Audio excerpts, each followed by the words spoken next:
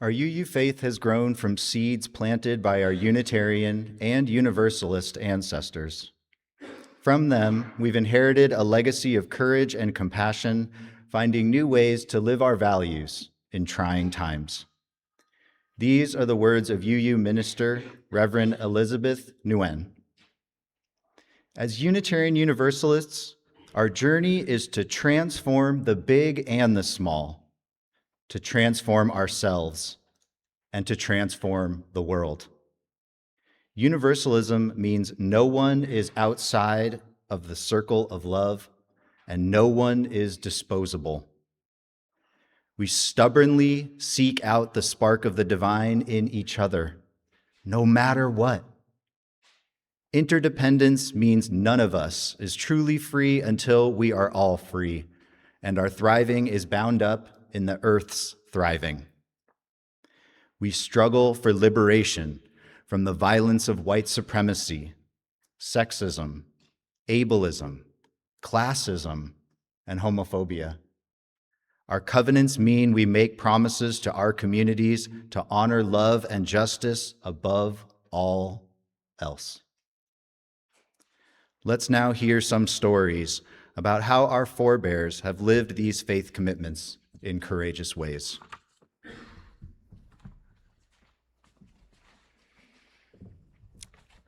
None of us is truly free until we are all free. In the 1800s, white Unitarians and Universalists had inconsistent responses to what we now recognize as the evil of slavery. The country's bitter divisions grew when the Fugitive Slave Act was passed in 1850. Some Unitarians and Universalists stayed on the sidelines even still, while others became avid abolitionists. Unitarian minister Reverend Theodore Parker was radicalized by the passage of the Fugitive Slave Act, which essentially made everybody a slave catcher. After its passage, he preached to the 2,000 people who used to gather for his sermons in Boston that citizens have a duty to actively protect their neighbors from capture and re-enslavement, not only by all means legal, he said, not only by all means legal, but by all means moral. Parker became a leading member of the Boston Vigilance Committee, an underground group that helped hundreds of enslaved people find freedom. Other Unitarians and Universalists were active in this resistance group as well, raising funds and assisting people who had escaped slavery with provisions, shelter, and in case of capture, legal counsel. Sound familiar? They alerted African Americans to the presence of law enforcement and occasionally assisted in dramatic efforts to rescue those who had been captured. In 1854, a 19-year-old named Anthony Burns escaped slavery in Virginia and fled to Boston, where he got a job. And one day on his way home from work, he was arrested on a false charge of burglary and held at the courthouse where his enslaver was waiting. The Vigilance Committee sprang to action and organized a mass meeting at Boston's Faneuil Hall, where a crowd of 5,000 assembled. Meanwhile, members of Boston's Black community were meeting nearby and rushed to the courthouse in an attempt to rescue Burns. Hundreds of white abolitionists ran from Faneuil Hall to help them. An estimated 2,000 anti-slavery protesters mobbed Courthouse Square that Friday night and tried unsuccessfully to free Burns. Unitarian minister Thomas Wentworth Higginson took the lead in literally battering down the doors. Parker and Higginson and several others who led that action were later indicted for obstructing, resisting, and opposing the execution of the law. I trust the parallels to today are clear. The United States was built on a legacy of slavery, racism, and oppression that continues to take new and ever-changing forms. Unitarian Universalism continues to bear witness to the systemic devaluing of Black and brown lives, to resist racial terror and immoral laws. And we commit ourselves to dismantling systems of white supremacy inside and beyond our congregations. Let us sing for courage as we continue this sacred struggle.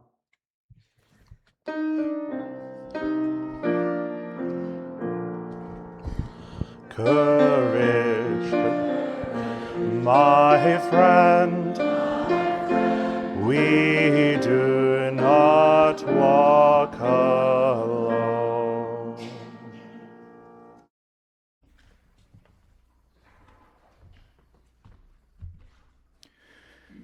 No one is outside the circle of love, and no one is disposable. In September 1938, Nazi Germany invaded northern Czechoslovakia. Thousands of refugees, Jews, and others fearing Nazi occupation fled south, many ending up in Prague.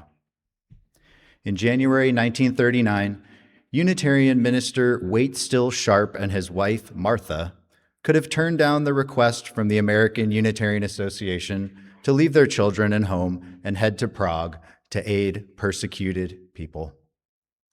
An isolationist America was not yet at war and reluctant to open its doors to its refugees.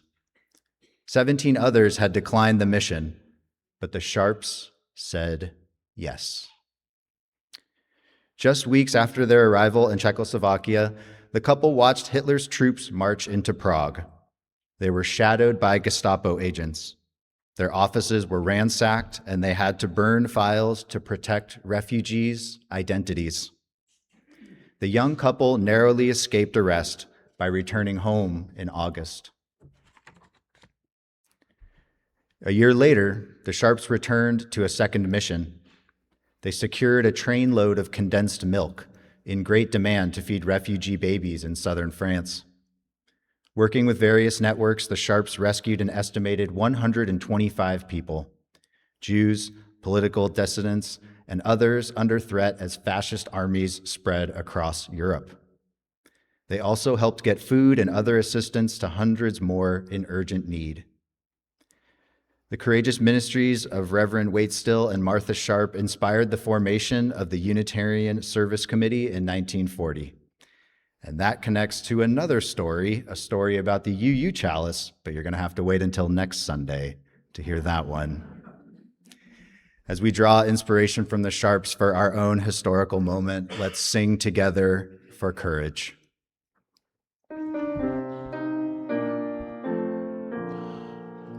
Courage, my friend, we do not walk alone.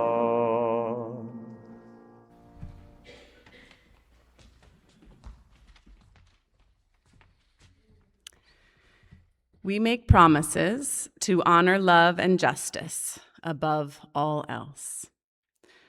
Some of our stories of Unitarian and Universalist justice makers are about how injustice, the diminishment of a person's dignity, inherent worth, and autonomy, impact our most personal choices. UUs believe that freedom includes the right to make decisions about our own bodies. We believe that people who can get pregnant always have the right to make decisions about their own reproductive health. In 1879, the state of Connecticut banned the sale and use of birth control. Under this law, which stood for over 80 years, a woman in Connecticut could not legally purchase any form of birth control. In 1961, Estelle Griswold put Connecticut's ban on birth control to the test by opening a birth control clinic in New Haven. This simple act of civil disobedience resulted in the police shutting down the clinic and arresting Estelle Griswold. Deborah Weiner, a UU religious educator, recalls, "My mother was one of the founders of the Unitarian Society of New Haven. She, along with a bunch of activist Unitarian women, were leaders with Planned Parenthood of New Haven. During the time the clinic was closed, the board was determined to continue dispensing birth control. They set up in our basement with windows cardboarded up, typewriters set up, boxes of diaphragms and gel, and birth control pills everywhere. I was warned not to tell anyone what was going on. I was told that it could result in my mom getting arrested. So I kept quiet, and the operation continued. When the Griswolds versus Connecticut ruling came down from the Supreme Court in 1965, there was a huge celebration in New Haven. My mother and her friends, who were almost all UUs, were heroes because they carried on even when the police tried to stop birth control from being available. These were the words of Deborah Weiner. Our bodies are sacred. No matter how many bodies bear scars from misogyny encoded into law, from violence, from lack of access to medical care, women's bodies are sacred, and so are the choices offered by reproductive freedom. Trans people's bodies are sacred, and so are the choices offered by gender-affirming care. Even after the Griswold versus Connecticut ruling in 1965, it was difficult for women to get birth control in many areas of the country, and it was illegal and often deadly to seek an abortion. In 1967, an unlikely group formed to help women obtain safe abortions. The Clergy Consultation Service, an underground network of rabbis and ministers, including UU ministers. The charge for aiding and abetting an illegal abortion was a $1,000 fine and up to a year in prison. But the Clergy Consultation Service operated out in the open, says one minister, sending the message that we were choosing to defy the law in order to adhere to a higher law. By 1973, roughly 1,400 clergy members across the country had helped hundreds of thousands of women access safe abortions. Having clergy take such risks helped to change social attitudes about abortion. And the case that became Roe versus Wade started in Texas with encouragement from Unitarian Universalists, especially the Women's Alliance of the First Unitarian Church of Dallas. Today, we affirm this commitment. In the words of Reverend Lisa Sargent, the movements of reproductive rights for gay and lesbian and trans rights, for civil rights, for immigrant rights, for human rights cannot be separated. Each of them is fundamentally about ensuring that every person has control over their own life. Will you again enter into the spirit of meditation as we sing together for courage?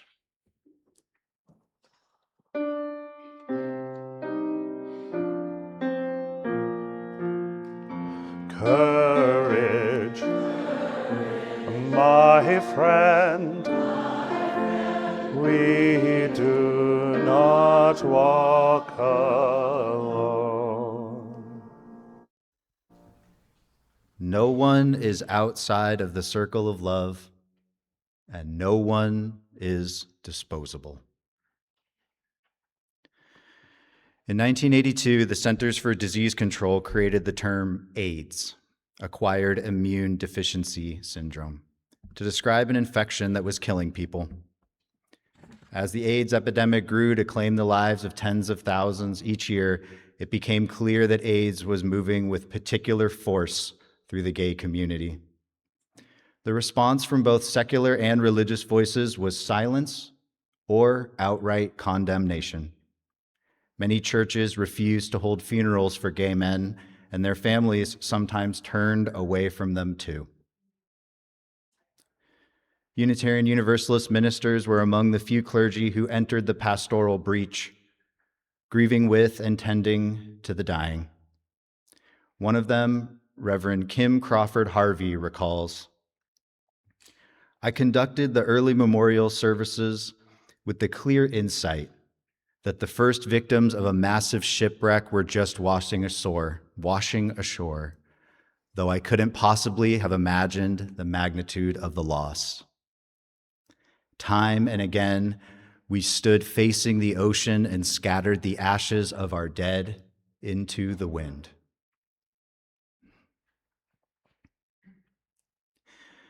Harvey remembers sitting in silence with a dying parishioner. "Listen," he said, breaking the silence. "In all this madness, even if it kills every single one of us and there's no one left to tell the stories, it matters that we love each other well. It matters that we love each other well." We are left to tell the stories.